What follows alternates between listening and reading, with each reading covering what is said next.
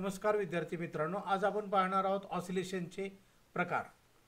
आता या पहिल्या स्लाइडवर दाखवतो मी तुम्हाला साइन वेव्ह ऑसिलेशनचे दोन प्रकार आहेत इथं। आता कालमानानुसार बदलणारे ऑसिलेशन्स म्हणजे ज्याला आपण डॅम्प्ड ऑसिलेशन्स असं म्हणणार आहे, आणि दुसरा जो प्रकार आहे ते कालमानानुसार स्थिर राहणारे ऑसिलेशन। म्हणजे साइन वेव्ह जर घेतली तर त्याच्यामध्ये हे दोन प्रकार तुम्हाला जाणवतील। आता त्यातला पहिला प्रकार काय आहे तो आपण जाणून घेऊया। कालमानानुसार बदलणारे ऑसिलेशन म्हणजे डॅम्प्ड ऑसिलेशन्समध्ये त्याची व्याख्या आपल्याला अशी करता येईल की ज्यांचे ॲम्प्लिट्यूड म्हणजेच आयाम हा वेळोवेळी वाढत किंवा कमी होत जाते त्यांना आपण डॅम्प्ड ऑसिलेशन्स असं म्हणणार आहे।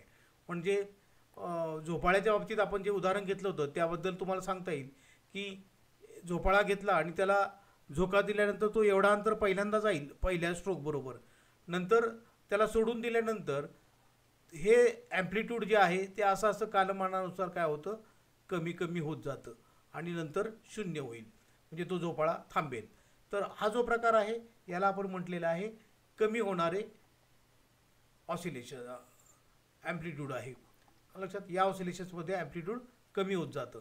आणि दुसरा जो प्रकार आहे ज्याच्यामध्ये म्हणजे एखादं व्हायब्रेशन असतं, तर ते व्हायब्रेशन पहिल्यांदा थोडंसं होतं, नंतर हळूहळू वाढत जातं।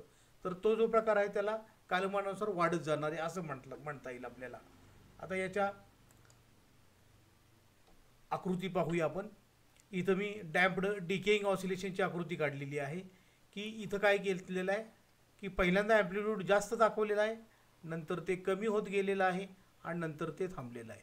म्हणजे आपल्या इलेक्ट्रिकलमध्ये हे कसं दाखवता येईल, तर पहिल्यांदा ऑसिलेशन तुम्ही ॲम्प्लिट्यूड आहे ते या ऑसिलेशनचं जास्त दाखवायचं आणि नंतर या ऑसिलेशनचं ॲम्प्लिट्यूड कमी झालेलं आहे।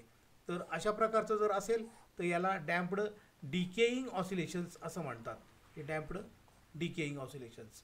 ओके, आता दुसरा जो प्रकार आहे याच्यामध्ये हा डॅम्प्ड ग्रोईंग ऑसिलेशन, म्हणजे सुरुवातीला ॲम्प्लिट्यूड लहान आहे, नंतर ते असं मोठं मोठं होत जाते।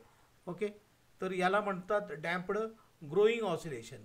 हा दुसरा प्रकार झाला डॅम्प्ड ऑसिलेशन्समध्येच। ओके, आता तिसरा जो दुसरा पार्ट जो आहे तो अनडॅम्प्ड ऑसिलेशनचा, आणि तो म्हणजे की कालमानानुसार स्थिर राहणारं। म्हणजे ही जी आकृती इथं तुम्हाला दाखवलेली आहे ह्याच्यात तुम्ही पाहाल की हे जे ॲम्प्लिट्यूड आहे ते इथं जेवढं आहे तेवढंच इथं शेवटीसुद्धा आहे। म्हणजेच कालमानानुसार जर पाहिलं तर सुरुवातीला आणि शेवटीसुद्धा ॲम्प्लिट्यूड आहे तेवढंच राहिलेलं आहे, म्हणजे याला म्हणतात अनडॅम्प्ड। ओके, बदलत नाही अशा प्रकारचं ॲम्प्लिट्यूड। म्हणजे आजच्या लेक्चरमध्ये आपण काय पाहिलं तर ऑसिलेशनचे प्रकार डॅम्प्ड अनडॅम्प्ड असे दोन होतील, आणि डॅम्प्डमध्ये दोन प्रकार परत येतात की कालमानानुसार वाढत जाणारे आणि कालमानानुसार कमी होत जाणारे। तर आजच्या लेक्चरमध्ये आपल्याला एवढाच मुद्दा स्पष्ट करायचा होता।